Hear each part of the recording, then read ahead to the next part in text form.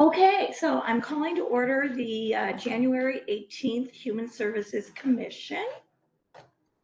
And I guess I will start by asking Monica if there's any reason, are we having public comment this evening? We don't have anyone signed up for public comment, and nobody submitted any public comments. Okay. And I don't see anyone online or in the room for public comments. All right. And okay, then we need to vote on the approval of the minutes. And I'm sure the minutes are very fresh in everybody's mind from October. Does anybody want to make a motion? I move that we approve the minutes. I second. Okay, all in favor say aye. Aye. Okay. All right, anybody, do we have any nays? Okay, they're approved.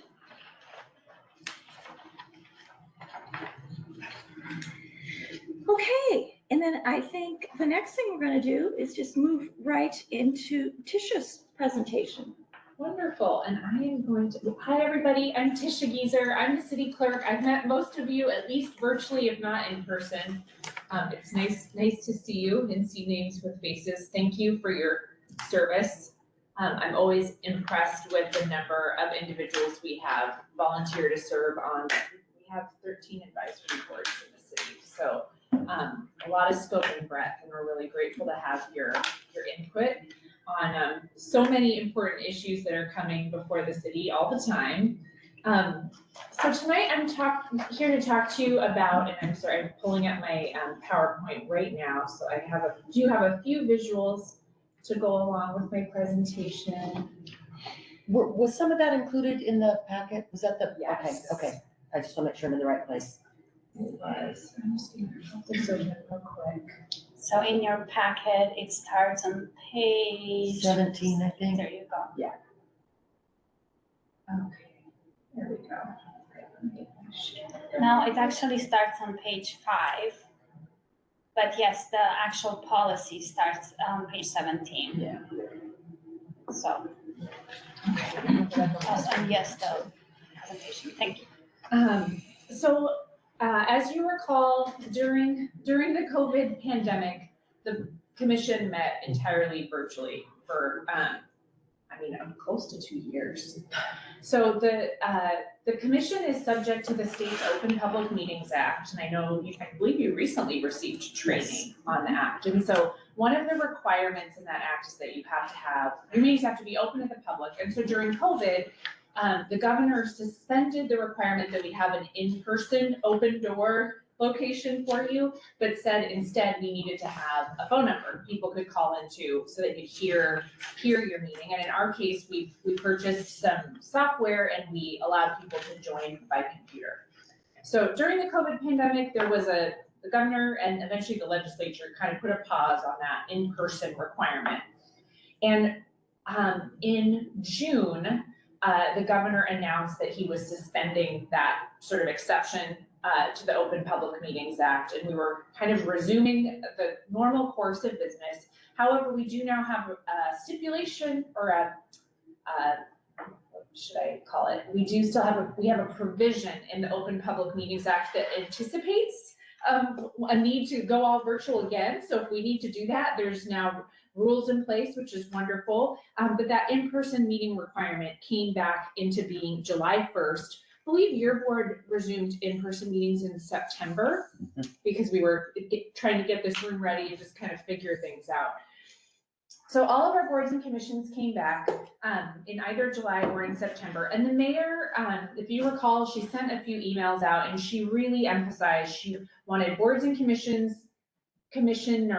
in seats in physical meeting spaces, but that we would be offering a virtual option for members of the public and presenters. That was the initial expectation.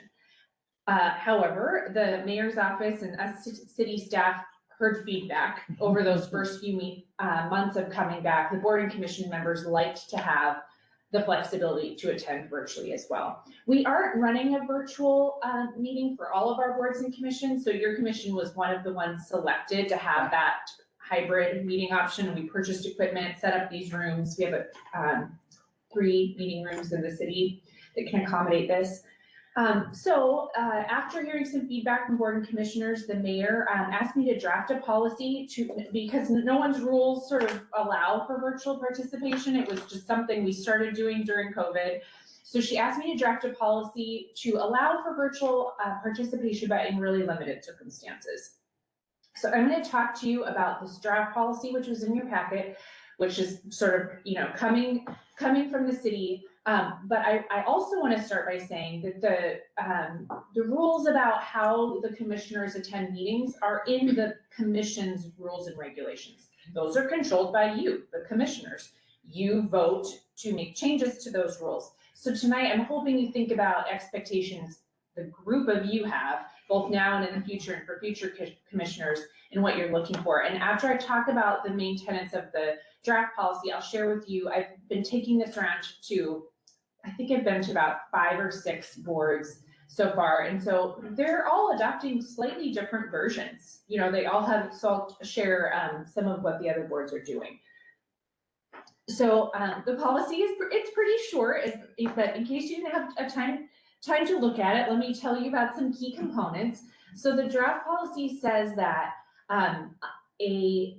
essentially you would need to request permission to attend virtually, and you would do that if you are unable to attend the meeting. And you know, you could interpret unable to attend in different ways. The idea behind that is if you have, you know, sort of a medical situation, you're recovering from a procedure, you're in quarantine, you're not feeling well, you have a transportation issue, a childcare issue, you're maybe traveling for a business trip, and not in Issaquah.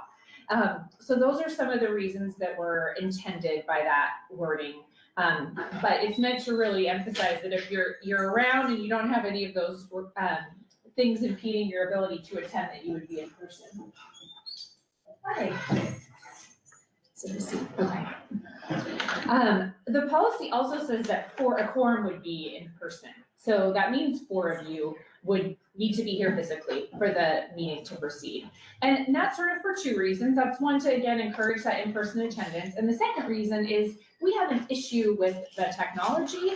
And we don't have 4 of you in the meeting room, the meeting needs to stop because we lose a quorum. So if there was a technical issue, we do have some awesome IT staff, but if there's a problem and we can't get the equipment working, or if there's some sort of, you know, internet outage or something like that. So that's the reason for the quorum required in person.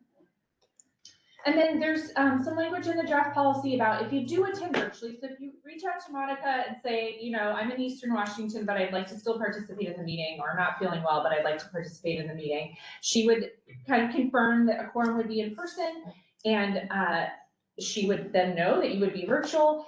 While attending virtually, you would be encouraged to indicate you're there and able to participate in the meeting by having your camera on as much as possible, and engaging with the group. One thing this virtual attendance option isn't meant to replace is needing an excused absence. So if you're really unwell, if you are taking a vacation and some time away for yourself or with your family, you know, we want you to let us know and request an excused absence. We don't want the virtual attendance to make you feel like you need to attend every and all meeting no matter where you are. So back to the draft policy, another provision in it is that if you're the chair, you would be expected to be in person, or if you needed to attend virtually, you would ask the vice chair or have the commission nominate another person to chair that meeting. So the chair would always be someone in the room. A couple of other things that the policy talks about is it sort of formalizes the fact that your regular meetings will have this virtual option. It is something the city's committed to doing, and barring some major unforeseen issue, we'll have all of your regular meetings. We'll publish that WebEx link and ensure virtual attendance. I will say there could be some special meetings. Say if you decide to have, you know, a social gathering or a joint meeting with another board or commission or a tour or something like that, we probably wouldn't offer a virtual option. But one of the rule changes is to just sort of document that intention. and also clarified that the public can make comments virtually and attend virtually, and also staff. I don't know if you've had any staff present to you virtually, but it is happening at some of our other boards and commissions. And then I added some language. I noticed as I was looking through the commission's rules, I was just kind of skimming it, and we try and keep parity between our 13 board and commission's rules. And I noticed there was not a lot of language around public comment. And while all of your meetings need to be open to the public, the parameters under which people provide public comment are up to you. And I would recommend adding some of this language about what could be perceived as inappropriate. So if someone is saying, let's see, the wording here is pretty. Tricia, what page are you on? Oh, I'm off. Sorry, I don't have your packet open. I'm Oh. on this red line 19? copy of the document. Okay, very good, got it. The last page, so actually the bottom of the second to last. So I added some language that's in our other board and commission rules that just sort of say, you know, we'd like you to state your name. We'd like you to limit your comments to 5 minutes, but the chair can adjust that time frame. We'd like you to give Monica, if you come with prepared comments, it could be helpful for her to have the written comments. And then it talks a little bit about the virtual attendance. And then lastly, it has some parameters around, you know, things that aren't allowed during your public comment. Personal attacks, obscene language. Yeah, that whole part. exactly. And that just gives the chair something to stand on. If there is someone that comes in and is disruptive, you know, you have this published policy for your public comment, and it talks about what the chair can do. You know, direct the person to their seat, mute, have the staff mute their microphone. So this is sort of separate from the virtual attendance piece, but it's something I'd recommend adding, or a version of this.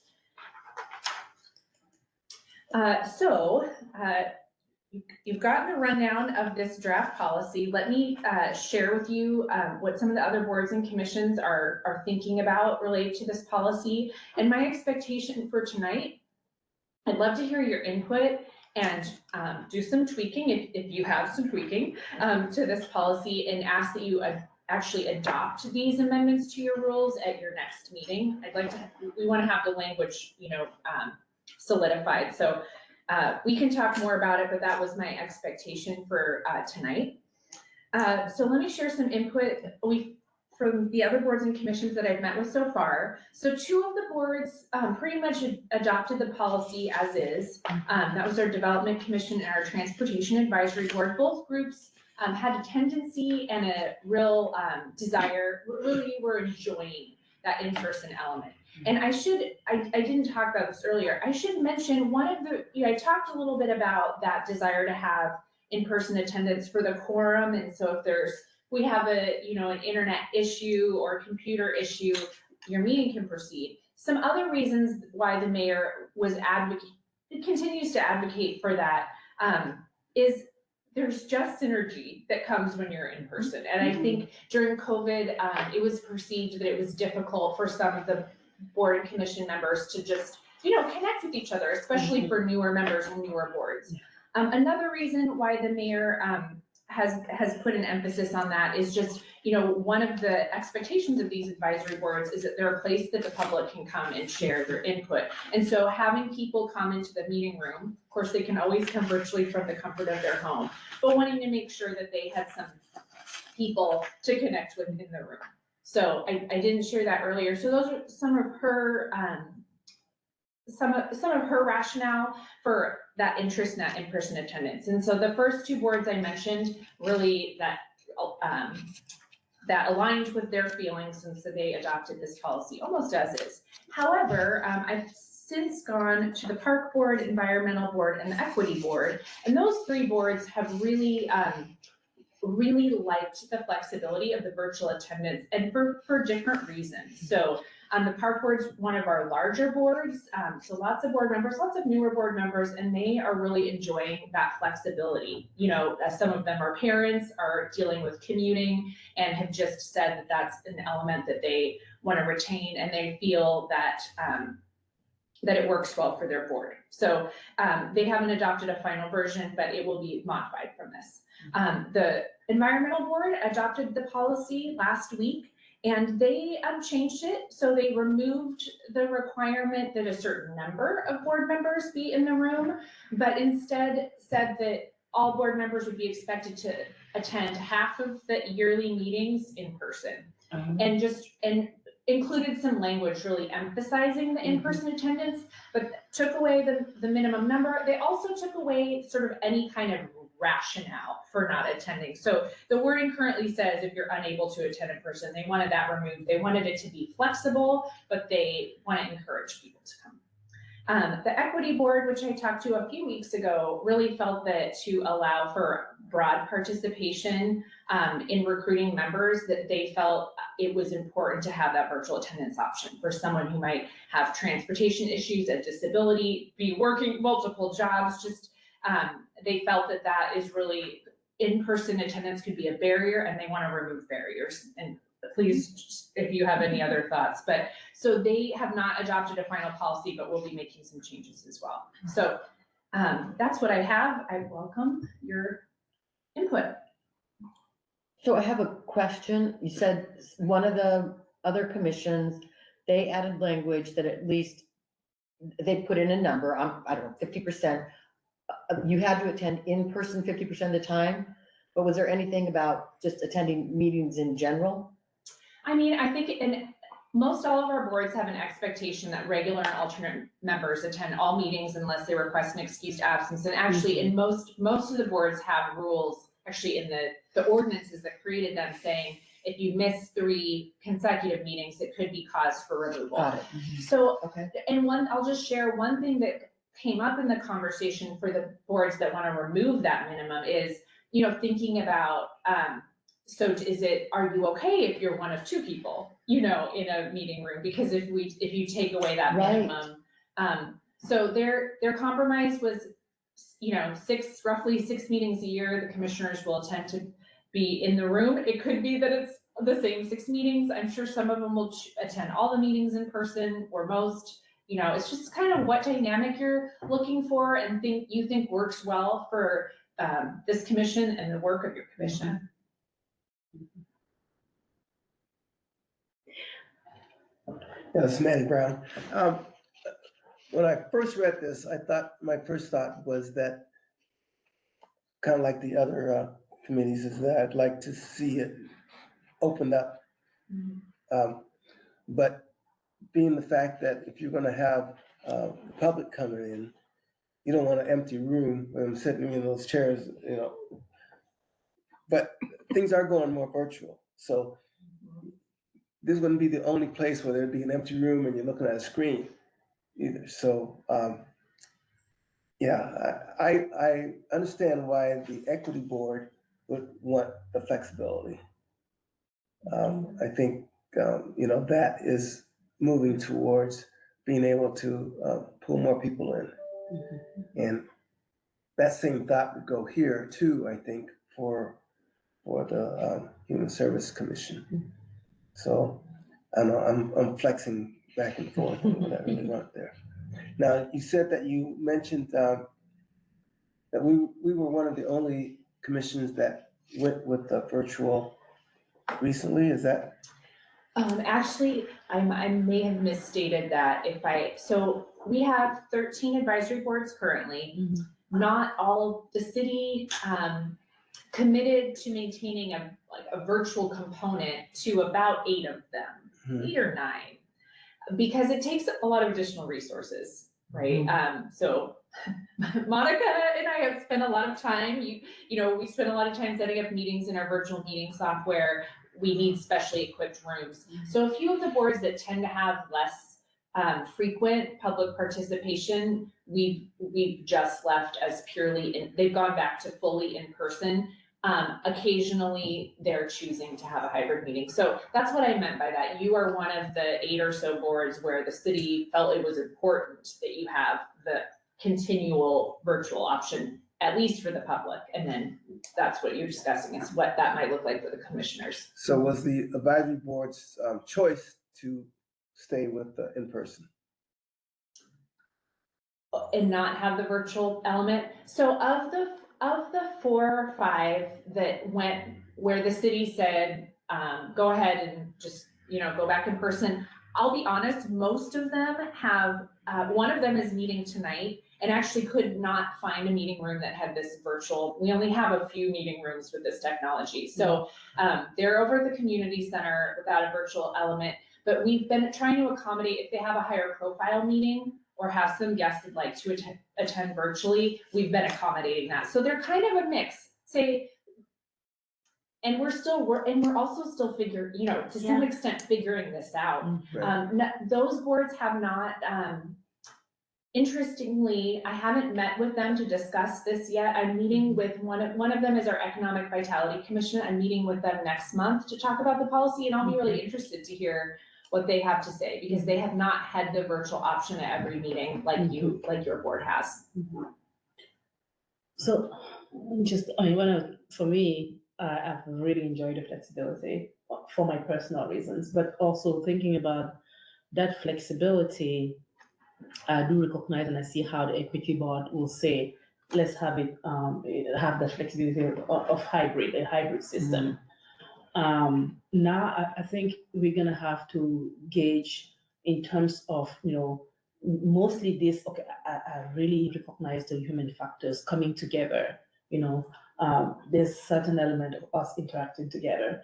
However, there's also the other element of flexibility. So as many people as possible can participate and not eliminating some of the people who can say, I really want to be on the Human Commission, but I can't because of XYZ personal reason, or tonight, if I made an effort to come here, but I see how I could have stayed home for whatever reason, for the reason I'm late, I'm sorry. Right? So it's like resources versus flexibility. So we probably have to gauge somewhere. And it seems to me that many of us who volunteer on this board come with good faith in that we want to invest, we want that human connection, that's why we are doing this. And just by that, it's like, I think having a flexible, a hybrid situation, a lot people will really still try to come in person until they can't, right? So those are the premises from which I'm going. We gain with that flexibility. And yes, there are situations where, okay, if only one or two people are in the room, what happens? But again, it all comes back to communication. So if in advance, a week before, we know that day, this particular commission, we're only gonna have one or two people and they might not be okay, then we have it virtual. And knowing the goodwill of most of us, we're gonna just do those kind of things when it's really needed. And hopefully we're gonna be together more times than less time. Well, I have a question. Oh, no, you go ahead. No, you spoke first. Well, I was just gonna ask if, just to start from the baseline, would anybody not be favorable to adopting the draft as is? I mean, does somebody feel strongly about, starting with the draft and then making some amendments? Well, rather than getting to that, why don't we have everybody give their opinions first? Okay. Because I have one. Okay. Well, that's why I was gonna say you go. Maury Edwards here. Yeah. I do a lot of virtual stuff, and in fact, have been doing a lot of virtual stuff for a couple of years now. And I find that when I do that, I have, and believe it or not, I do other things other than the Human Services Commission. I find that I can have a meeting from 4 to 6 and then another meeting from 6 till 8. If I have to be someplace in person, that becomes real problematic. And now the flip side of that is, the counter to that is, in order for me to participate, I have to have a computer, I have to have the internet. And if I don't have those things, then that kind of precludes me being part of the whole thing. The other thing is I really get the idea, I get the thing of being together in the same room, and all the nuances that you get from that. However, I can say that after 2 years of being on the computer virtually, get that now anyway. I mean, I'm able to, zoom in on my Hollywood Square screen and see people and know that, oh, that's, this is what they're thinking, or, so I like the flexibility. I really do. I would like to be more virtual, rather than have to take the time to drive down here, drive home. It just means it's easier and more convenient to be virtual. Madeline Fish, when I read the proposal, I thought it was very practical. I thought it made a lot of sense. And I appreciate having the flexibility, but I also appreciate having some parameters around what virtual participation looks like. So having the chairperson present here, having a quorum present here, I think that's all very practical. Having people that are participating virtually, having their screens on as much as possible. Not that I ever would have taken advantage of that to sweep the kitchen with the screen off. That was not me. But I felt like there was a lot of practical, thoughtful parameters included in this. And I thought it was great. I appreciate having the flexibility, but I'm a fan of in-person. And that's just me. I get that. Danny Brown here. We also think about new people coming in and age difference in their expectations, right? Virtual is nothing to the younger group, right? And if we want that group to take over this type of agenda from the committee, I think we need to be open to the possibility that they're in their own world, right? And that's part of their world is virtual. And if we fight that, then we're not going to get the participation from that group. So Preston, what are your thoughts? Oh, yeah, exactly.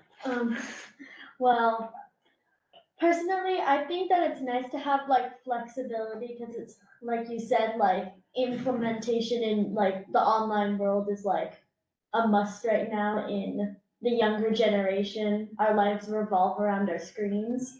But I also think that it's also important to have people in person again for that human connection. And also personally, having gone through school online, I just feel like it's better to have people and see and do things in person, and it's just better and easier to get things done.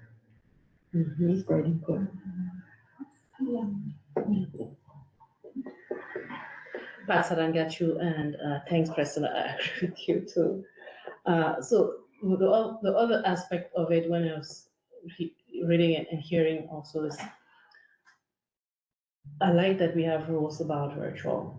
And I was thinking, in terms of equity, the chair is obligated to be here in person. How does that feel for that person?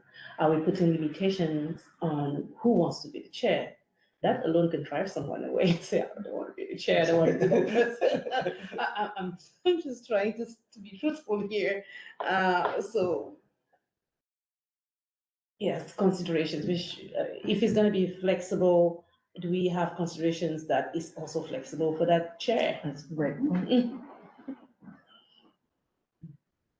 But there is a provision, if the chair can't be in person, that the chair can designate A proxy. a proxy. Yes, right. Yeah. Can anyone explain to me why you need to have people in person to have a quorum? Why is that necessary? Well, I think, didn't you address that when you said that's the eventual, assuming, that's making the assumption that technology fails. Yes, and I would say it's not a requirement. I mean, the requirement is that there be a physical meeting space for people to come and listen to the meeting live. So that does mean that a staff person has to open the door, have the lights on, have the equipment working. You don't, I mean, from what I understand from talking to our attorneys, technically none of you need to be or required to be in the room. That's why we're talking tonight. I think that the quorum was a starting point. It's it's a functional number that we talk about and it's important to the commission, so it felt like a starting point. I do think if there are technology issues, it's just something to be aware of, that if people came down and drove down to the meeting and there is something prohibiting the virtual element, that the meeting can't proceed. However, I will comment that I've talked to some of our staff liaisons like Monica, because we're noticing that the public can comment virtually. I think my advice is that if there's just some kind of outage or our equipment is not working, if at all possible, we would want to reschedule the meeting. We wouldn't want to just plow ahead because we had 4 people in the room. So it's something you should talk about, is whether you want to see that requirement. And if you don't, then we can remove that and we can have no requirement as to the number of people in the room, or we can have a lesser requirement. That's really up to you. So Commissioner Justisha was saying, basically you fulfill the state requirements just by having, if I'm here and I open the meeting space in the room, we fulfill that requirement, right? So you have that wide range of options, from that all the way to requesting a quorum in the room, all the way to that. I love to hear your. So basically, Manny, again, even if there were people here and we couldn't get out to the public, we'd have to reschedule anyway. I would recommend that. I mean, your meeting can And technically proceed, but I would, You could be opening up yourself for, Right. I can't believe you moved ahead when I wasn't able to participate. right. I mean, say that it went out right Yeah. now. You went through the public comment, you have a Right. really light agenda. 4 of you, more than 4 of you were in the room, Mhm. you could wrap up your meeting. But yeah, I think if it was at the top of the meeting, or it was, you were making your final recommendation on the grants, Mhm. and you have interested people, we would wanna reschedule. Right. Yeah. So I talk about that requirement, that was Okay. something that was in my mind when I wrote this, but it's not a requirement by any means, and you could adjust that. And I'd say I appreciate the fact that you guys go through all this and Yeah. give us a starting point. Yeah. Because, Absolutely. like the grant said, if we didn't have a starting point, then we'd be in big trouble. So I really do appreciate that, doing that.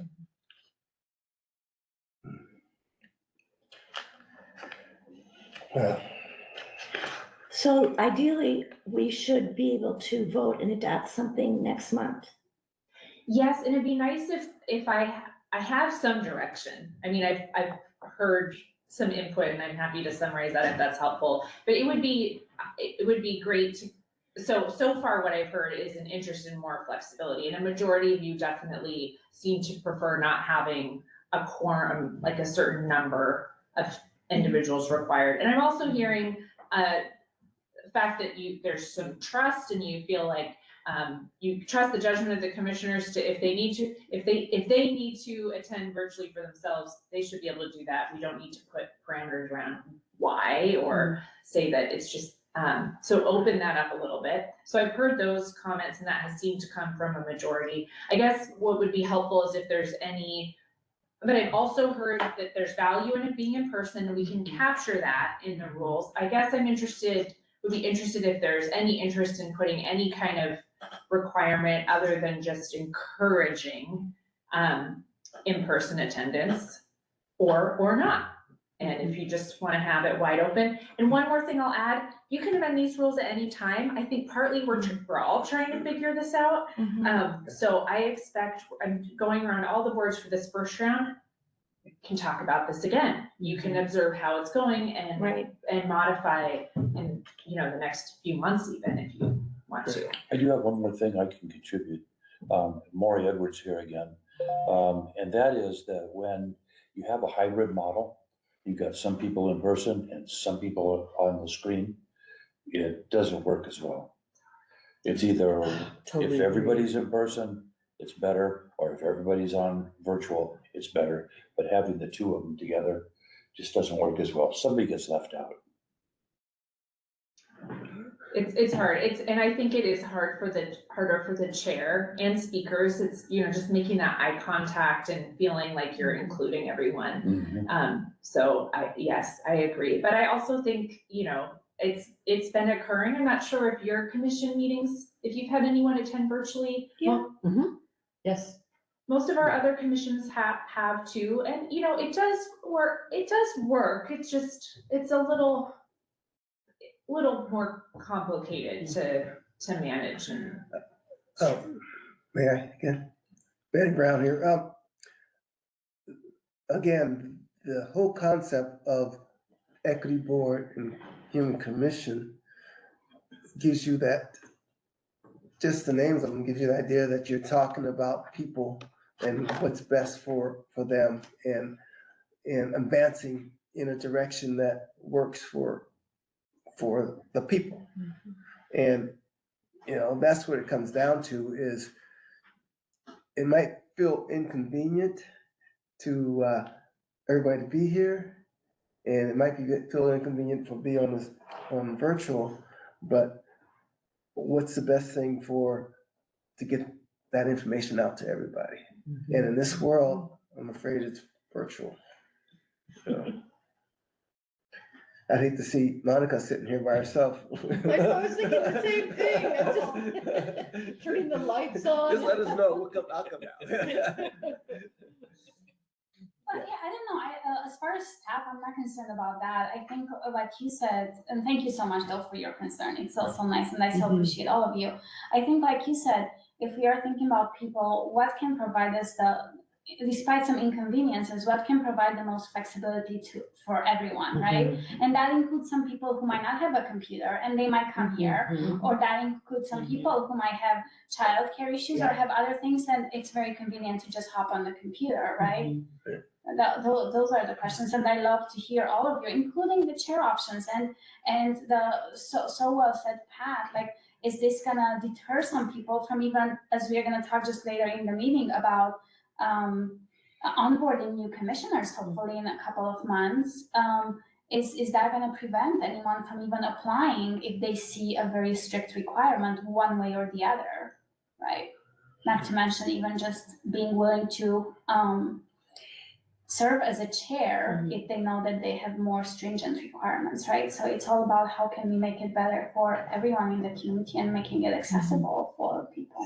So I love all the questions that you just brought up. I really liked, thank you for mentioning the fact that this is dynamic and that we can adopt something now, see how it goes, and then maybe after a few months, say, okay, what do you guys think? Do you think it's working for us? And then, you know, and then we can either stick with it or modify it some more, but I really like that. That was a great point. Because then maybe what we could, because otherwise you guys, we could be sitting here this entire 90-minute meeting talking about this. Oh, let's not. We could, you know what I mean? So, so should we just, okay, so what was the last thing you said you wanted to know? Oh, if there needed to be something more than just encourage people to attend. And maybe you don't even, I mean, the feeling I got from the equity board is I think they don't even necessarily want to say that. Yeah. They really want it wide open. I think so they've been the board that's, you know, really wanted the most flexibility, and we can do some minor wordsmithing. I think I do have good input. I think based on the input I've heard, I think aligning your rules to those of the equity board is probably, both seem to have similar perspectives on it. And didn't I hear correctly then that somebody wouldn't have to call up and tell Monica that they're not coming, right? We would change it from a sort of, right now it says you need permission to attend virtually. It would be changed to sort of a notification. I do think, and that's maybe something we could consider removing eventually. And I don't know if you have thoughts on that.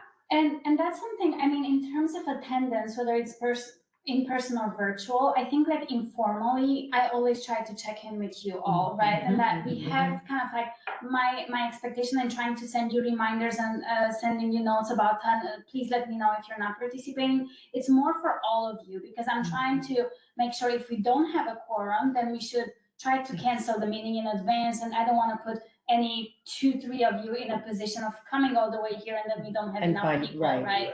So for that perspective, I don't know if we need something in the rules, we can put something, but I don't even know if we need something in the rules for just let's check in to make sure that there's a quorum, or like, let me know if you think you're not gonna be able to make it, even if it's last minute, because. Or even something that says, you know, Pat and Manny's, plan to attend personally, or, you know, Right, just on the group email that you send out, so that everyone knows that, okay, they're gonna be there. You can make your choices, whatever. right. Well, we have the option just to take out the quorum. Yeah. We Yes, don't you have do. to have, we don't have to have, I'm talking about for information's sake, because, right. right, No, I agree, information's sake, right. but. That way, you know, if there's public here, that there's somebody here or not, you know, so. Yeah, no, I agree. Yeah, I think for information, we should have a feel. Yeah, otherwise it's just like really too loosey-goosey. Yeah. Yeah.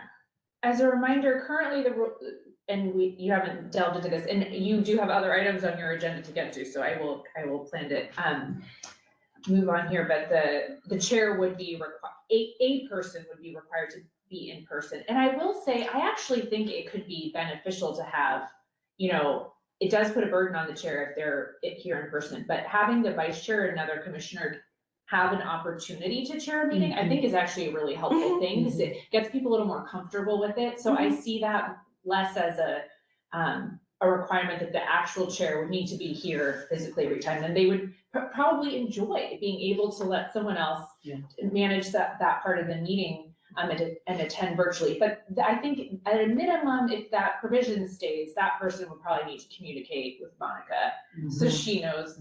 And as far as that other notification, I know sometimes it's helpful to sort of know as you're trying to ascertain, like, am I looking for the door to open, or am I staring at my screen? Right. That can be kind of helpful, but I don't know how critical. Right. And another consideration, I was just thinking for the number of times, so who keeps the count? Yeah, I had that same thought. Yeah. I wouldn't want that. So you're talking about that condition where, 50% of meetings One was, third of time. yeah, I don't want Yeah. us to have to, okay. Maury was here in March, but he wasn't here in April. I don't want to have to. but he was here, but he was virtual, but no, that's. Yeah, I don't want to. And we weren't really sure if he was here or not. Thank you for that, because No, I he think was I was doing the probably kitchen in charge floor. of having to do that. My secret is out. First grade attendance list. And the little lines, X. I really have a hard But time. I think what I heard from you, Maury, is that, I mean, because you don't think things are as effective if it's hybrid, you would prefer if we just all went back to virtual, right? If we all met virtually. That's my preference, yeah. Is there anybody else?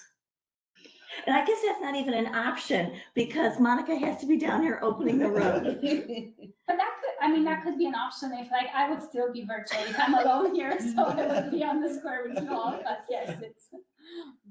Oh, and then we would say that the board chair doesn't have to be here.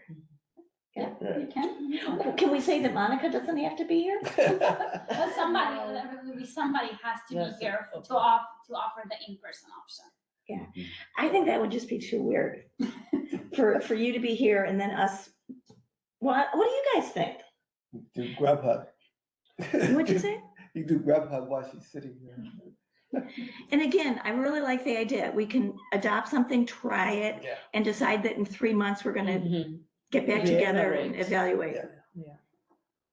Yeah, so are you going to put something together and Yes. send it to us between now and next meeting? I can, yes, I can certainly do that. I need to prepare some things for the two other boards who kind of provided their input, and I need to get back to them with their next draft. So yes, we can do that in advance of your I'll tell you, a month goes by quickly. We can get it to you a little bit in advance. So is there any way that you draft something that everyone accepts for the interim? So that instead of doing 13 different things that, okay, this is what we have, see if it works for you, vote, and then go from there. Are you talking about the other boards that Right.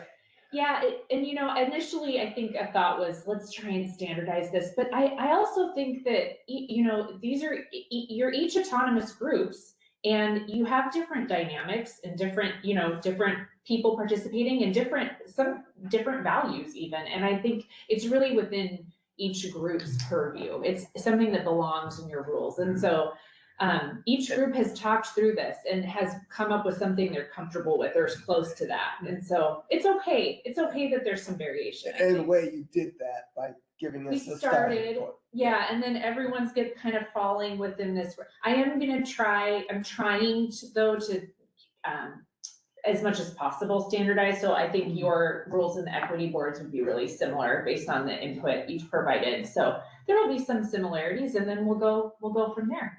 See what happens. Thank you so much for your input. Thank you so much, Tisha, for being here. Thank you. Thanks for the presentation. Are you related to the geyser that used to be the coach up at Skyline? No, Okay. I'm not.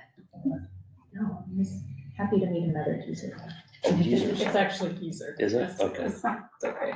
It's awkward spelling. Thank you, Tisha. Yeah, Thank you. Do you get to go home now? I do. She's gonna watch it virtually.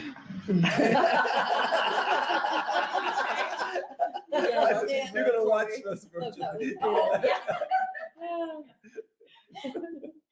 Okay, so Monica, you're on next.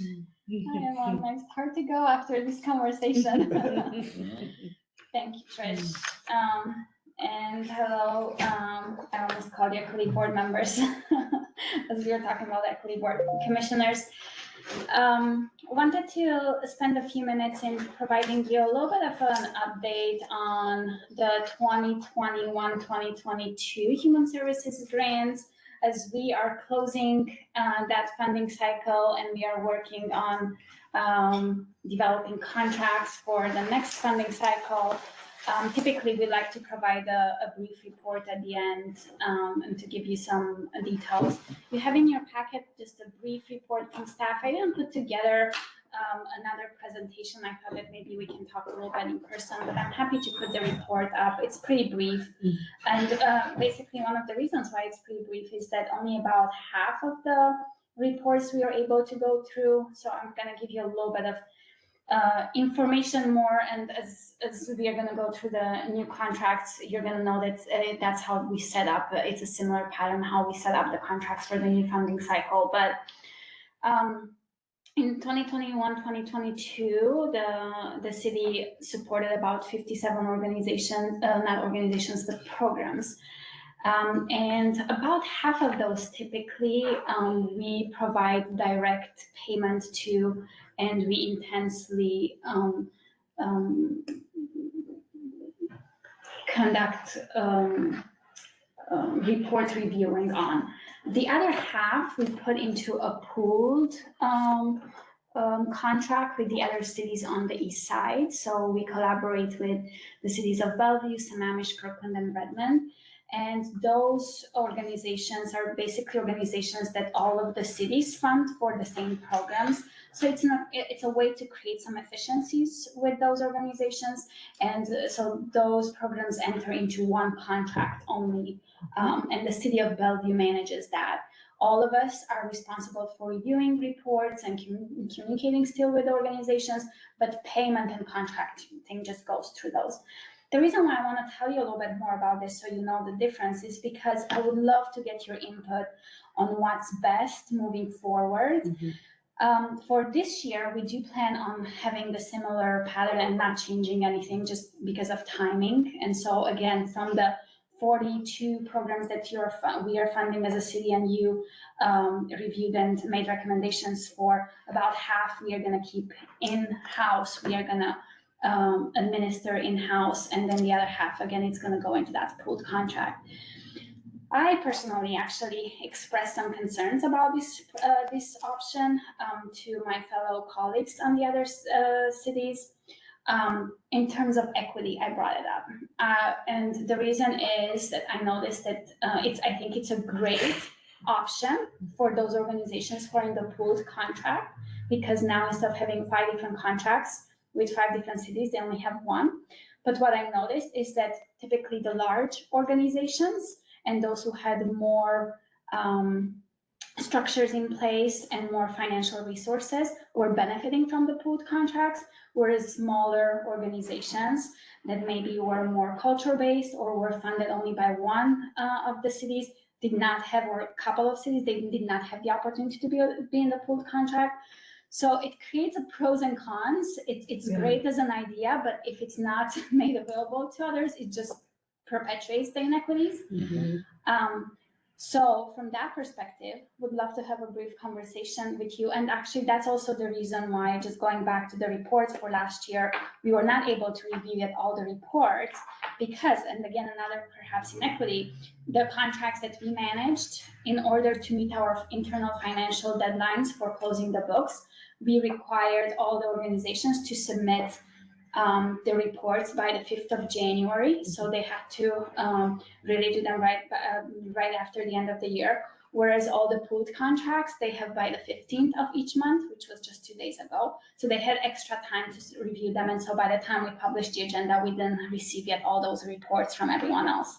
So long story to tell you, the organizations have been doing a great job overall in always about 90 to 95% of the organizations submit the reports on time and they meet all the contractual requirements. As you see in the reports, about 93% of them from those that we were able to review accomplished that. So for those who were not able to meet goals fully or not submit them on time are really due to staff challenges that they have, or just having new staff not knowing, or just still COVID-related issues that are still lingering. But again, we did not notice any organization having any ill intent or just, any fraud or abuse or anything of that of public funds.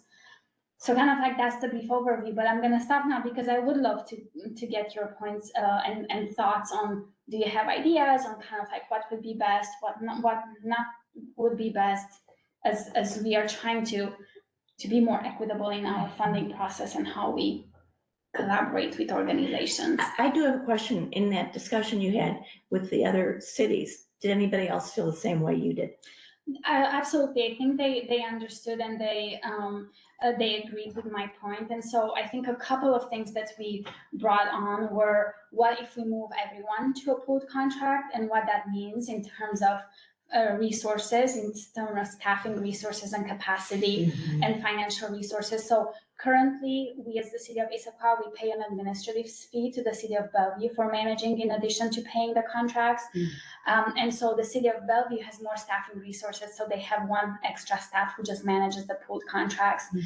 It does slow down the process typically because for every pooled contract in the 20-some organizations, we also have extra meetings and we need to collaborate with all the city staff to make sure that everyone's on the same page. So it's a lot of that management. So that was one idea, was like, okay, what if we move everyone to the pooled contracts? But then that meant that each of the cities had to contribute more money and more staffing resources to do that. And so then the other one was then not to have pooled contracts at all. But then again, so it's just, it doesn't seem like. Because I'm assuming, Miss Madeline Fish, I'm assuming the whole reason you have pooled contracts is based on the history of what you were seeing, and this was an attempt to make it a more efficient process. Right. So it would be, Yes. it seems like that comes with a cost, but you would be reluctant, it sounds like you'd be reluctant to give that up based on how you got to where you are. Right. Yes, exactly. And also to mention, I think when the pooled contract idea came about, and just to also make things more efficient, I think the staff at that time, and that was quite a few years ago, created the pooled contract also as a way to make it easier for the staff who are managing. So organizations that already had the know-how and had the resources and they knew that they would be easy organizations to work with, but were pulling that contract without knowing that unwillingly they were creating inequities and unfairness for those who. Because the people that get lost in this are so say you have a marginalized community and you have an organization or a program that steps in to do something about it, but then they don't have the infrastructure necessarily to Yes. Yeah. And you used to be a department of one. I used to be a department of one, exactly. So that was also, especially Yeah. for some smaller cities, it was also an aid to And now those you're staff. 5, but I realize that some, like the behavioral health would not necessarily be part of this work. Yeah. Right, yeah. Yeah, but yeah. So, So define full contract. Define it for me. What is, Okay, so let's say we have a larger organization who has multiple programs and receives funding from the city of Issaquah, the city of Bellevue, the city of Sammamish, Redmond, and Kirkland, right? And each of their commissions funded the same program. So Let's like say, a Hope Link. okay, let's say a Hope Link, right? They have several programs and they all receive funding from each of the cities. So instead of us, because we are now in the process of creating the contracts for us to, for them to start serving Issaquah residents and for us to pay them, instead of the city of Issaquah entering into a contract with them and Sammamish entering into a separate contract and Bellevue and Redmond, they only get into one contract that's gonna be on behalf of all of these 5 cities, that's managed by one city, which is Bellevue. okay, and then Bellevue requests the funds from Issaquah to go Yes. into that pool. I got it. Yes. So Issaquah will pay the city of Bellevue twice a year, a large amount of money that covers the funding for all the. And then pools. a non-pool organization would probably be something like Issaquah Community Services, maybe? Exactly, yes. Issaquah Yeah, Community Services, who now receives funding from Issaquah, Sammamish, and Bellevue, or Redmond, and then now they need to enter into 3 separate contracts. So somebody has to figure out percentage-wise how much each city is paying and getting, yeah. So how do you feel about it? How do you feel? I'm torn about it because I don't think that it's right. So for now, I think we agreed to continue as is for this year, but it doesn't feel right? It just doesn't feel right For the smaller. for the smaller organizations So the decision has been made for at least 2023 to continue. to continue this way. Can there be an emphasis put on trying to alleviate this problem that you're seeing? Is there? Yes, we just need to make it a focus, I think, more. So also reasoning behind staying as is for 2023 is just, right now, we just don't have the time. But we don't want to hurt in this the other organizations that now if we pull out, then the organizations who are in the pooled contract, and so the intent is not to create more upset there, but the intent would be to support everyone. Right. So you would want to give quite a bit notice. Right. Before making a change. Yeah. I think for me, the bottom line here is that the people that are the marginalized population that receives the services, that's really who we should keep in mind, rather than, who it is that's doing it, or, the services is really the most important thing. So if there's a community that's not receiving services because of this pool thing, then then we should do away with the pool. Well, I'm gonna, this is Madeline Fish. But I also, I get your point, but I also see how it's complex, because it's, yeah, there's. It's not one way or the other. It's not a binary thing. Right. And there has to be a level of accountability, because if you can't just be, I mean, this is so cavalier, but you can't just be throwing money out to organizations and good programs and not expecting them to be able to report back and. Right. It's use of public funds, so we have that Right. requirement also. So Monica, are you actually seeing populations that aren't being served because of this pooling thing? We don't see at this time, and I don't think that we noticed this long enough to have enough information. I think the case that I was thinking about making is if we have a small organization, Madeline, you mentioned Issaquah Community Services. It's a small organization run 100% by volunteers, no paid staff. And they do great work. And they do great work. can the fact that now they have additional requirements, can that put more strain on them not being able to serve the people who need that? And If I'm they not have sure, to I don't devote a have certain that. number of their volunteer hours to Yeah. fulfilling certain, yeah. Are there more requirements if you're pooled than if you're not pooled?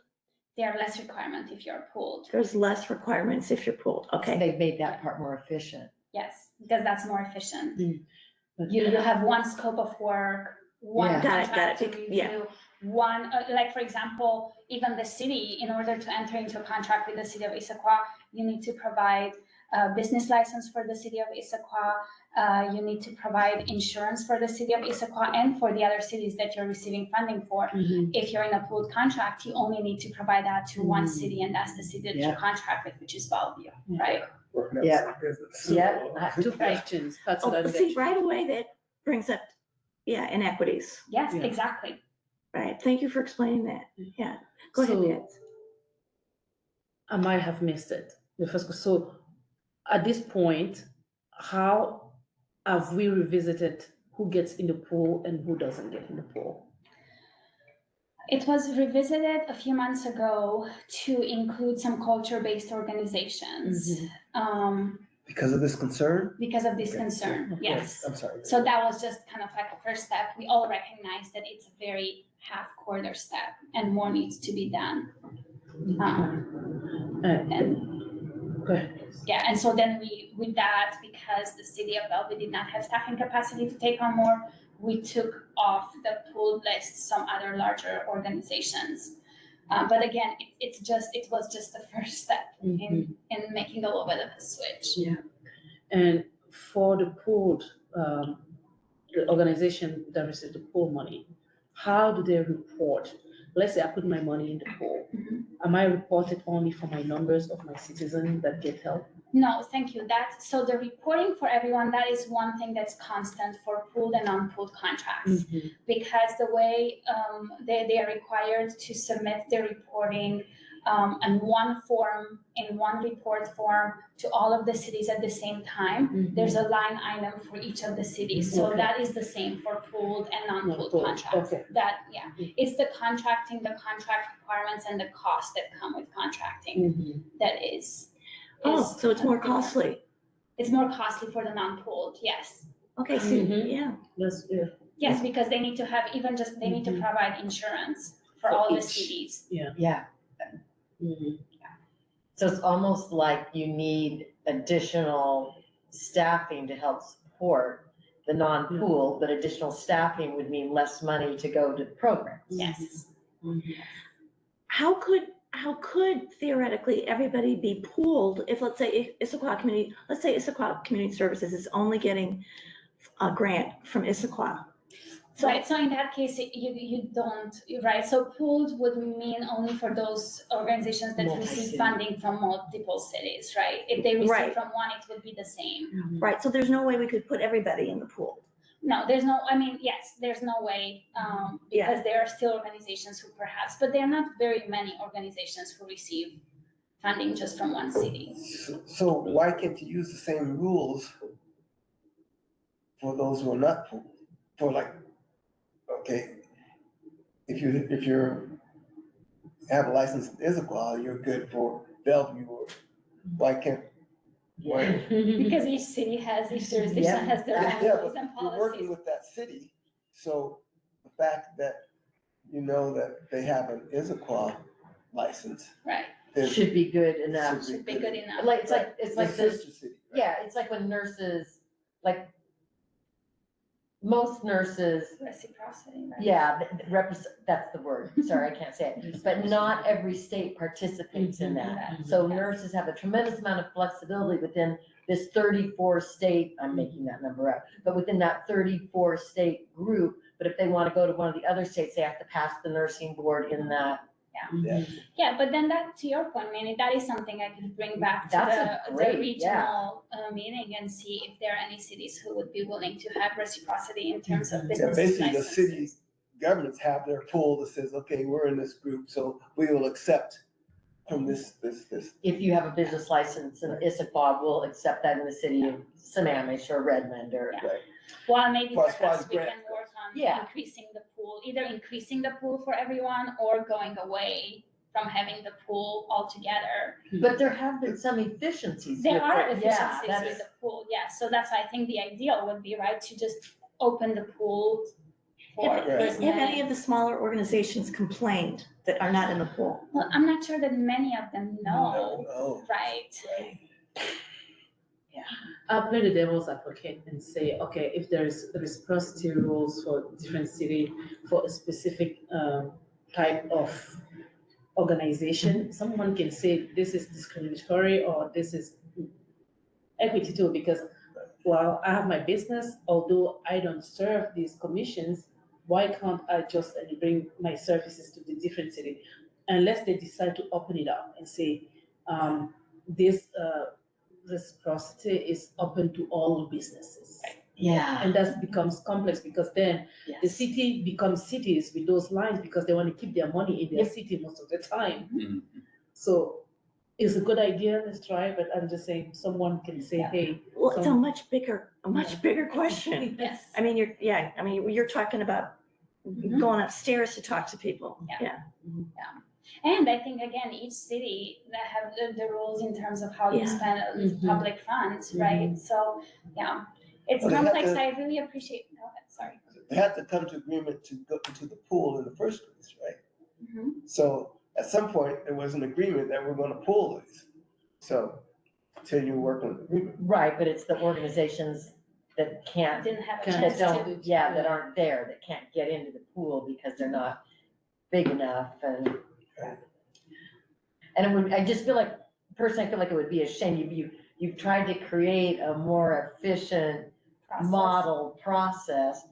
And it's come To at a get cost. away, right? Mhm. Yeah, I agree. So hopefully we Again, can the cost work comes towards. with the marginalized yes, people. yeah, it's Yeah. Yeah, gee, how unusual. a metaphor, yeah. But see, it goes back to identifying those things that, you know, they were created with big heart, but Yeah. Right. unknowingly they created these inequities that doesn't feel right to perpetuate them. We need to Like find a way. segregation. Big heart. If I might add, I might agree with like making sure that we can work with the other cities to like make it equal or make sure that multiple cities have like similar rules, because that would reduce the need for people to even go into the pool, because if they already have, let's say, the insurance and business contract in Issaquah, if it's the same exact requirements in Bellevue and Sammamish, then they wouldn't need to go to the pool since they already have all the resources from one. They can just Control C, Control V onto the other one. So it reduced the need to even get into the pool in the first place, which would probably increase efficiency for those smaller businesses who feel that it's there's some inequity when they go into the pool. They might be able to, if it's the same rules, just get this basically the same one contract with one, and then, like I said, just Control C, Control V it with the others, since it's the same requirements, rules, and regulations. For Well old said. people, Control C is copy. Yeah, we gotta go. Well said, Preston. Thank you so much. It's such a joy to have Preston. It is. Thank you. Okay, commissioners. Oh, go ahead. Well, I was just gonna say, getting a city to say, okay, you don't need to have a business license with us if you have a business license with Issaquah, that's like a huge deal. Yeah, it is. That's a huge deal. It I mean, that is. has to go before city councils and all sorts of things. That's not an But they're easy, doing it on the pool anyway. pardon? They're doing it with the pool anyway. For Not- certain size organizations, yes, Mhm. yes. Yes. So, you come back to, well, you're actually, the organizations that can afford it are the ones that you're not charging, but the smaller ones are the ones, so. Yeah. Yeah, and the way it works with the pool is that the city of Issaquah has a contract with the city of Bellevue.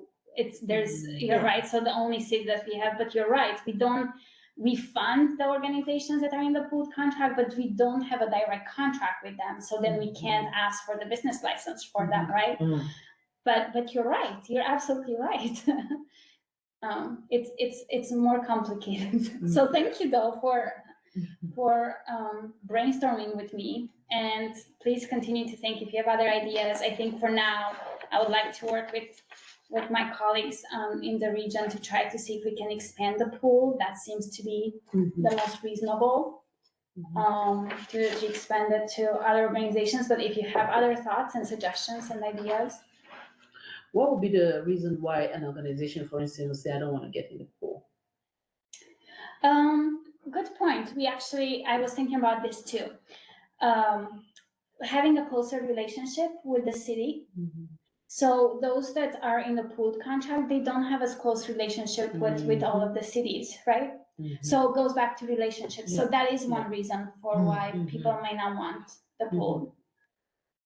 But if they only have one city, it goes directly to Issaquah anyway, right?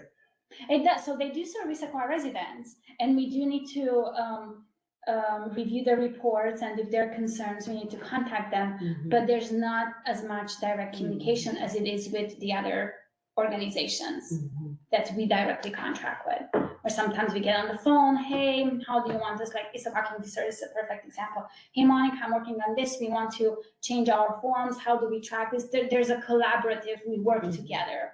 Whereas with the pooled contracts, it's like, okay, yes, we approve the money, or no, we don't approve because we need to wait on this. So it's a different type of relationship. Great question, Pat. Okay. Thank you for the great, rich conversation. Did we help? What's that? Did we help? Did it help? Well, I think it was helpful to hear, and even some things that I didn't think about that you brought up, and then just trying to see where to tackle. Do we tackle with finance and contracting, then procurement at each of our individual cities, to see if there's something that we can do there, see if we can expand the pool contract and see what can we do in terms of staffing and resources for that. The other stuff is another option. Do we want to try to increase amount of funding for organizations who are not in the pool to Okay, right, for sure. the extra Offset that. costs? Yeah, Or provide more overhead? Yeah, Leave as a percentage. right, of exactly, overhead? for overhead. Yeah. Also, what And about then- mini pools? I mean, if there's 10 organizations Yeah, that yeah. just work with Issaquah and Bellevue, then Right, exactly. A That's secondary different pool. pool. Right. Mhm. I so appreciate you recognizing that and bringing it up. Yeah. I think it's just, it's a hazard of the industry. Right. Yeah. Good way to put it. So yes, no, thank you. But I think, I appreciate, and actually now I'm gonna segue into the next agenda item, if I may, a little bit. Yeah. Because as we talk about the work plan item for 2023 as a small refresher, one of the conversations that we had at our last meeting in October was to tell you that typically during the off years, this is what we call off years, because you don't review grants. We encourage you to go and reach out to organizations, not reach out, but go and visit organizations. We would reach out on your behalf, but go and visit organizations. And actually, if you do decide to move forward with visiting some organizations, this could be a question for you to entertain with them, with pooled or non-pooled. And perhaps you can visit a few that are pooled, a few that are not pooled, learning from them. And then with that though, the one question that I was gonna bring back to you in October, we were talking about, again, the pros and cons about visiting organizations or inviting organizations to come to your meetings. And also we talked about another equity or inclusion aspect of, if you don't visit all the organizations, are you gonna be biased at the next funding cycle now Right. because you know a few organizations? So what we were suggesting, or as staff we were suggesting at that time, is that perhaps you can decide to visit all the organizations in one category, right? Or as I was thinking a little bit more about this, I had two options in mind. You can decide to visit all the organizations, and there are not too many of them, that are completely new to receiving funding from the city, this funding cycle, so they're new. Or because culture-based organizations and focus on inclusion and equity was a big aspect for us. You can also decide to visit those organizations who are more culture based and historically might be smaller. And then again, just get some feel from them in terms of what's working, what's not working, what's difficult in terms of funding, including pooled or non-pooled. So that's another item I wanted to bring up for discussion for you tonight. Okay, I can't remember when we talked in October. I kind of thought that I'm going back to the first question, which was, do we want them to come here or do we want to go visit? And I thought we had come to the conclusion we would want to go visit. I believe so. That was my understanding. Yes. Yes. Yeah. And do these visits happen during the day or it just all? Typically during the day. Now, in my conversation with some of the organizations, they shared that sometimes they have events and they would love to invite you to some events. This way it feels more collaborative and they don't feel like they need to prepare as for an audit, so it doesn't feel so intrusive. Yeah. So we have those options, and so I put some, there are some organizations that they want to just invite you to some, this way you get to see them in action and see what they're doing. So these visits then aren't just impromptu, they're something you set up ahead of time. Yes, we schedule based on, so It's typically kind the of way like, we hi, do it. here I am, Let's show what you got. You got money sitting on this. Yeah. So typically we would start with, this is the list depending on what you choose. This is the list of organizations that you're gonna visit depending on what you choose. And then we create a sign-up sheet and send it out to you and say, hey, I'm interested in visiting this organization, or I'm interested in visiting this organization. And based on that, then we would reach out to them, get some times and days that work for them, get, availability from you and do the match. And then typically we say that it's easier to go in pairs of at least two. We ask you not to, as you know, form a quorum.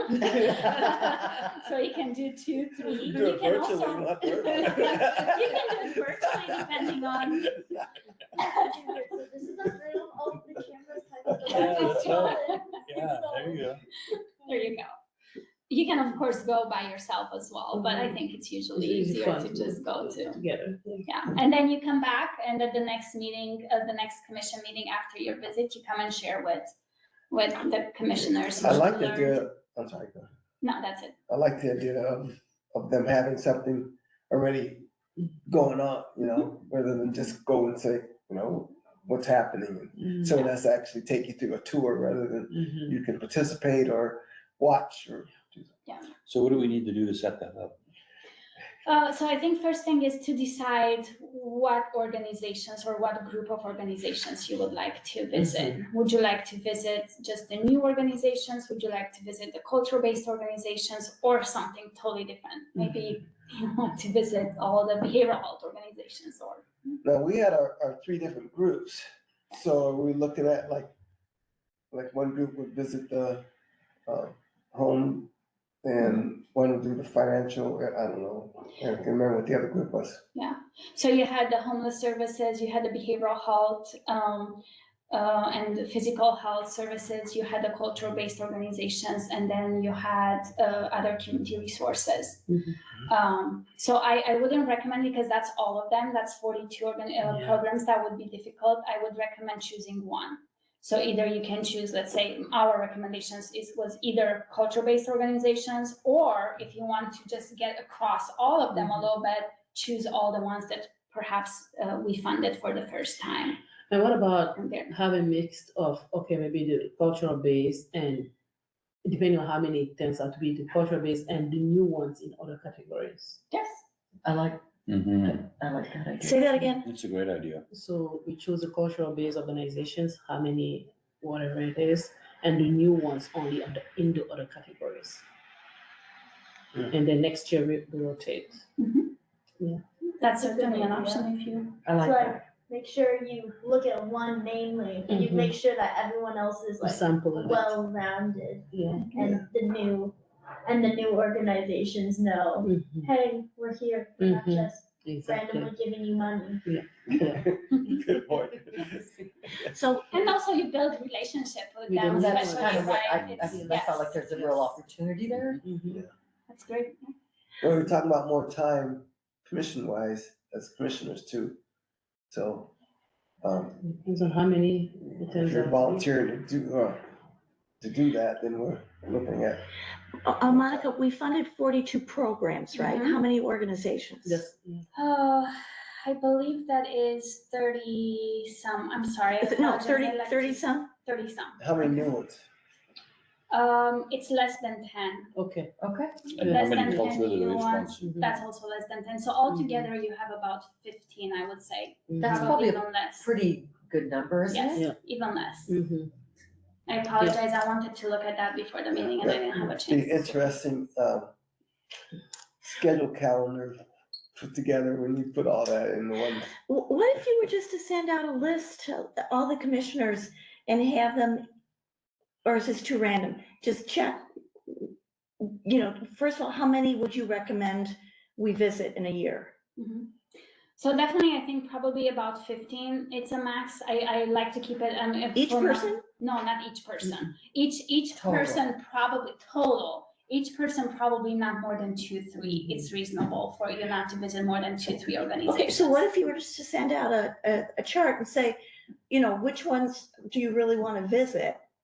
Yeah, so would you like me to send, I can definitely send you all of the organizations, but I was gonna take out just the cultural based and new ones and send you a list with that. I'd like to see that. Yeah, That's and then my I can vote, of too. course send you the list and it's public, we should have it by now on the website too, with all the organizations that we fund in case you want to visit someone else as well. Yeah. Yeah, I'd so like, that's the follow-up, absolutely, would be to send you the list of the organizations and then you can start signing up and say, okay, commissioners, please put your name next to the one that you would like to visit. but you're thinking of just sending us the new ones and the cultural based Mhm. ones, okay? In addition to, I can send you, of course, like all of the organizations, you have that's public information anyway. Right.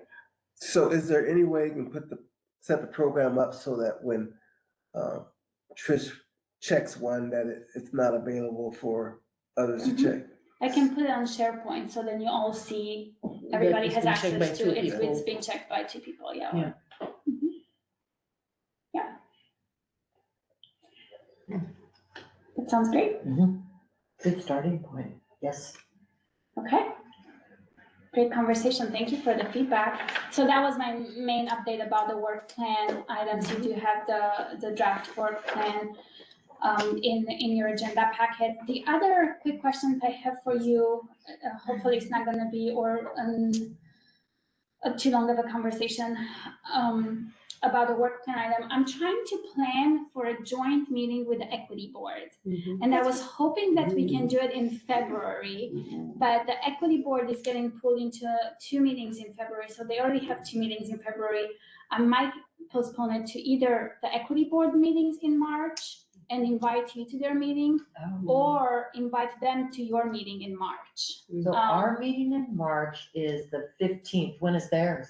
They always meet on the first Wednesday of the So month. that'd be March 1st. First, yes. So I think my question is, do you have a preference? Do you have an interest? First of all, I think you would have an interest to have a joint meeting, right? Yes, very much so.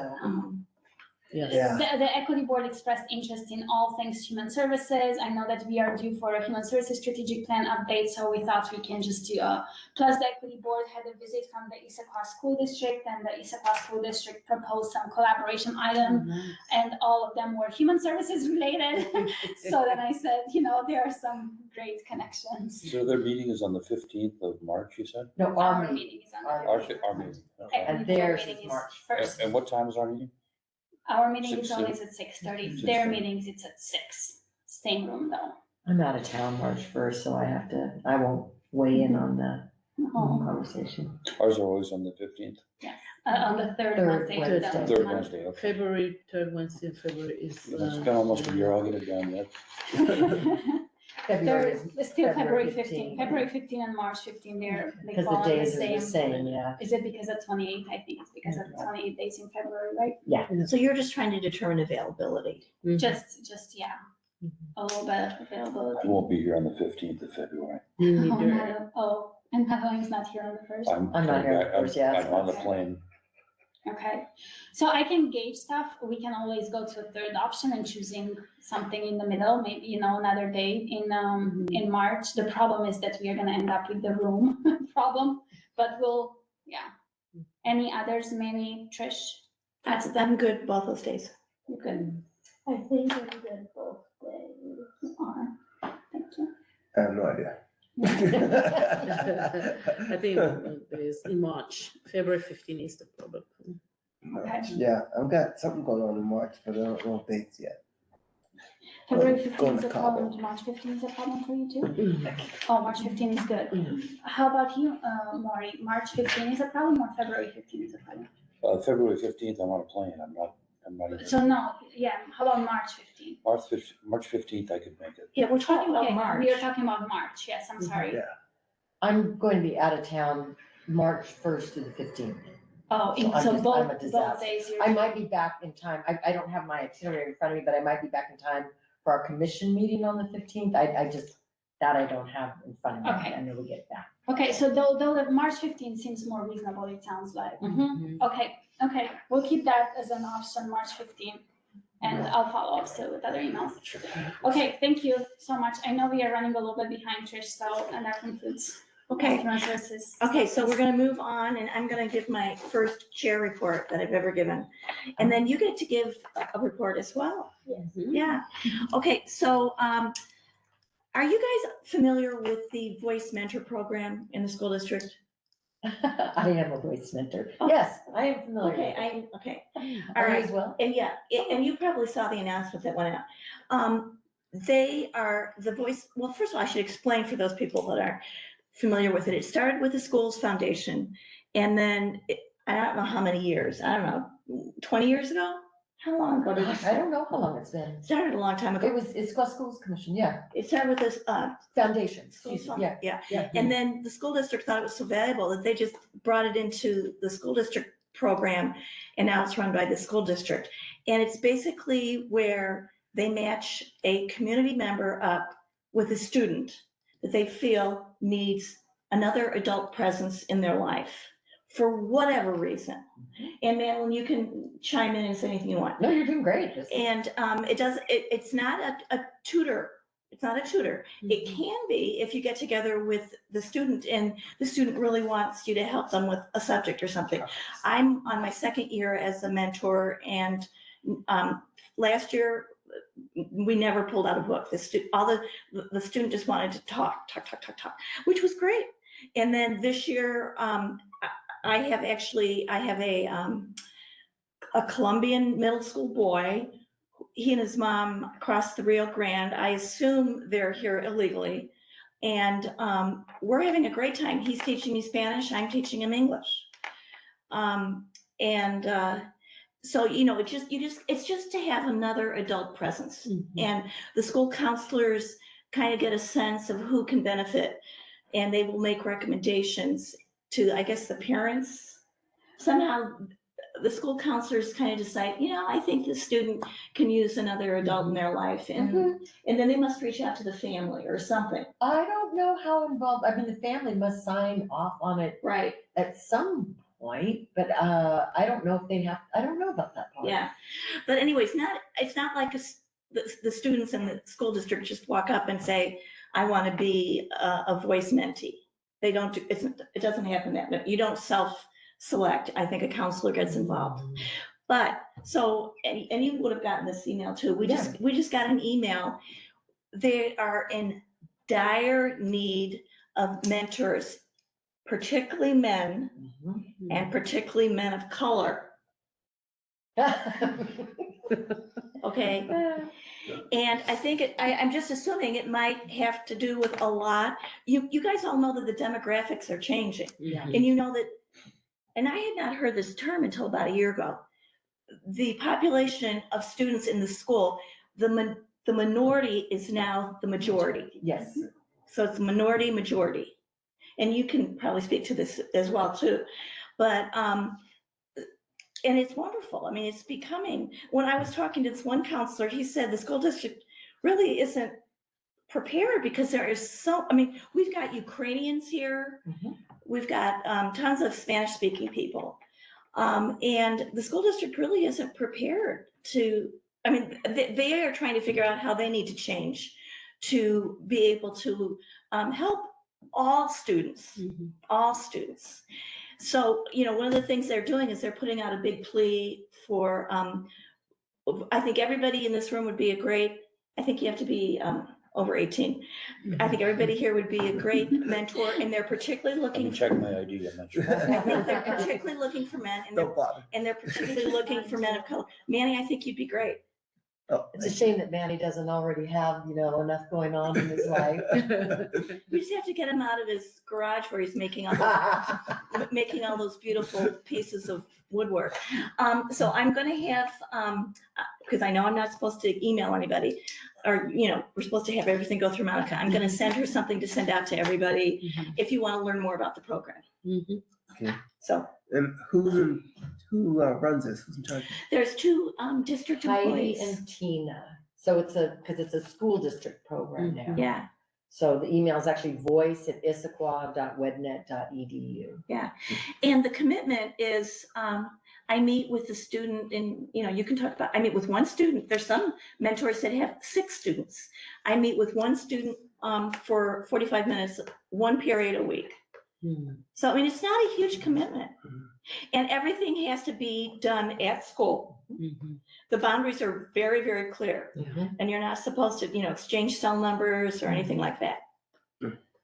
I have a fun fact about the voice mentorship program. The Human Services Commission funded the program as a seed Oh funding my when it was gosh. part of the nonprofit, when it was part of the Issaquah Schools Is Foundation. that right? And once it started building up, it got transferred back to the city, to the School the district. school district that is now full How funding about that. that? Right, That's a good well, it idea. didn't get That's transferred great. back. It started with the foundation. Yes, it started with the foundation and it got transferred to the school Yeah, I district. thought I heard you say because, back. Yeah, no, I'm sorry, it got Yeah. transferred to the Right, school because district. it was such a because it valuable was- program. Yes. And, yeah, so How many I, kids do they help? Well, it's Now I don't know. Yeah, I went to the breakfast thing a while back. I couldn't tell you the exact numbers. They have way more students that have been identified for support than they can provide one-on-one mentor Yeah. support for. Yeah. I only have one student. I've had her since grade 3. She's a sophomore now. She oh, has exceptional grades. Take full credit for that. But I have to say, it's one of those, for me, it's been one of those things where I certainly get more out of it, Yeah. I'm sure, than she does. And- I love it. and most of the mentors will say that, yes. And it's just, yeah, another adult present. That's all it is. I think the hardest thing about it in terms of getting more people to do it is it's all on the school schedule. So it's not like, oh, my evenings are pretty free. I can meet with someone at, you know, after dinner. It is Monday through Friday, and it is finding the time during the day that works with their schedule. So to me, that's been the biggest Do they challenge. give you a room to go in? Yeah, or- oh, yeah. You get a conference room. I get a conference room. I have it scheduled for the rest of the year. And I meet the student at 9:45 every Tuesday. And Manny, this is back in 2017 when this was still a city project, and this was seed funding, so they were starting, but they served 31 youth in that year. And it's hundreds now. Yeah, I'm sorry. And you know what, when you get the email from Monica, there will be links and you can go out and look into it. Yeah. Maybe on their website, Yeah, like, how many they serve. yeah, I was good. Okay, so I'm done with that. And now you're on, Preston. Okay, so there's a lot of different events we're starting here at YAB, but so I'm gonna tell you just a little bit about all of them because there's like a lot. So our biggest one is our State of Mind conference. So this will be on March 18th at either 1 to 4 or 2 to 4. And this will be either at the community center or Gibsonet, which is just like 12 steps down. And basically this is we're all inviting speakers from around the community, and they're gonna speak about mental health.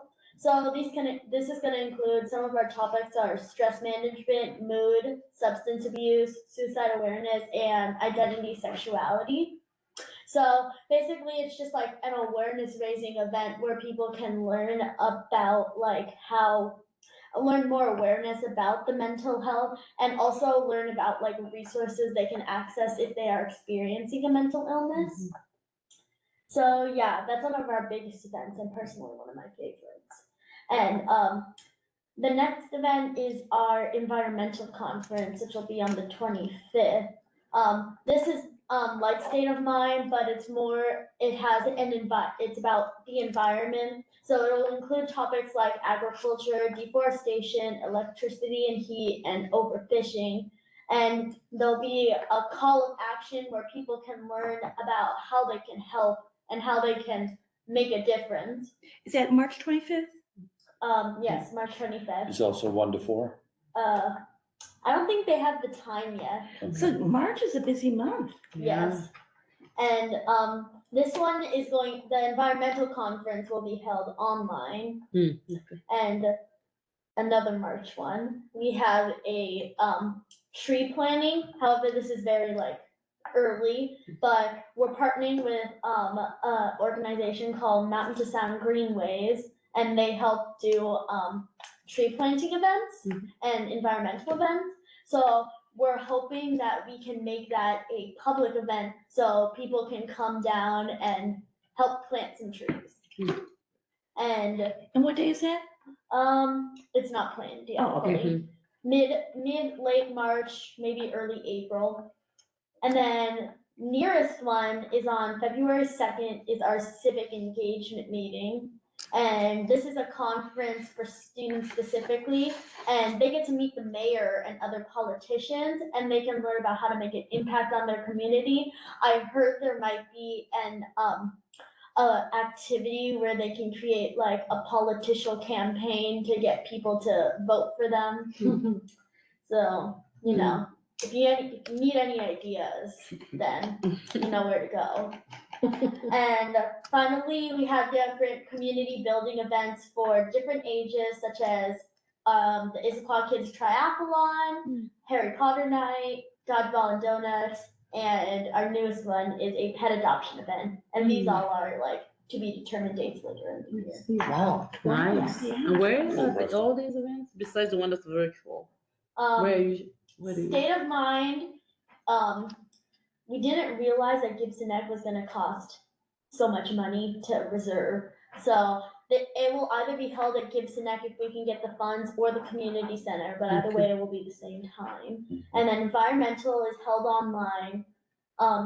And civic engagement, I can't see at the time.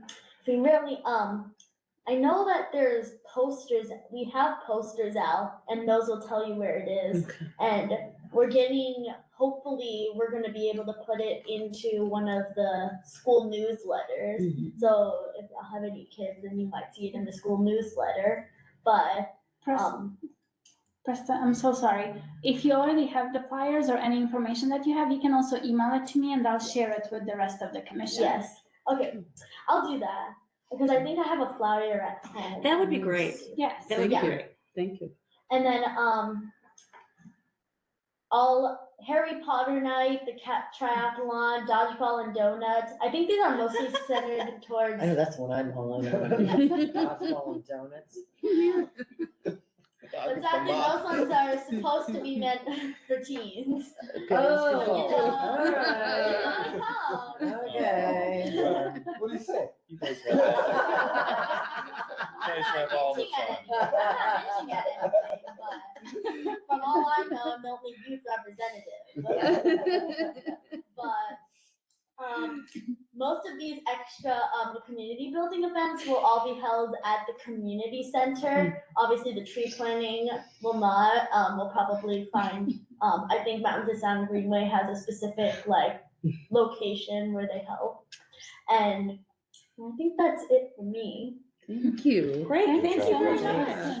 Very The cool. Thank you. youth advisory board is kicking. Yeah, no kidding. Really. So how old do you have to be on the commission? Okay, and do you have something more? Just one quick, I know we talked a little bit about joint meeting with equity board. Just a heads up, typically at the end of January and beginning of February, our city typically starts recruitment for new boards and commissioners. So just wanted to give heads up and also ask around the room if you plan on continuing to staying on the commission and your term is set to expire, please just get in touch with me so then you can reapply. Or for any reasons, if you plan on stepping down, please also, this is the time to let me know so then we can plan for any vacancies. Typically, the recruitment, as I said, starts at the end of this month, early next month. Then typically we do interviews sometimes in March.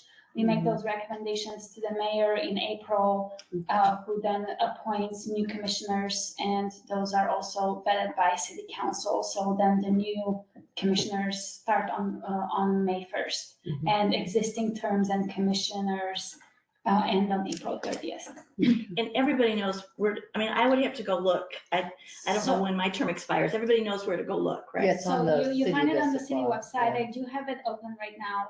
So Jaime, who's not here today, his term expires this year. Pat, your term also expires this year. Maury, also your term expires this year. And I want to So- extend. So yes, if you want to extend, yes, Do I absolutely. need to do it formally? You're gonna have to formally just reapply. Okay. But thank you for letting me know, because then we know how many positions we have. We do have also a vacancy that we did not fill last time. And then we also have probably another vacancy for not a board member, for a commissioner who was not able to attend since June. So then that's gonna be also a vacant position. So we have 2 vacant positions automatically. I thought we actually had 3. 3 vacancies? There's Jamie. So that's the vacant position. Oh, and Jamie is still there as noted. You're absolutely right. Jamie's still there. I thought that the vacant position was Jamie's, but you're right. Jamie's there. I saw her name. Yes. So you have 3 positions Right. automatically vacant, in addition to any commissioners that Right. may decide to step down. Hopefully not, but a disagree commission would be great too. So, I got another 3 years or 3 years, something, man. almost 3 years already? When's my, Manny, you're 2026. my turn's over. Started as, But, alternate, so you can also, yeah. so that's why as an 26. alternate, you also have the possibility now to move into a Yes. regular position. Was it 8 years? And you didn't have a full term, right? Endless, Because you infinite. started somewhere midterm as an alternate. Yes. Just going down the Okay. list, it's like. Is there anything you wanted? Fish. I think that's it for me tonight. Thank you so much, unless there's other announcements. Oh, one more quick announcement. Just one more quick announcement, letting you know that Hannah is planning on returning her at the end of February, so probably you're gonna see her Oh, at the that's meeting great. in March. Nice. And that's it, concludes anything else, so if you don't have other announcements, feel free to. Okay, anything for the good of the order? I think we've probably interjected some of that throughout the meeting anyways. Okay, all right, meeting adjourned. Right, 8:13. thank you. Thank you, Thank you. commissioners.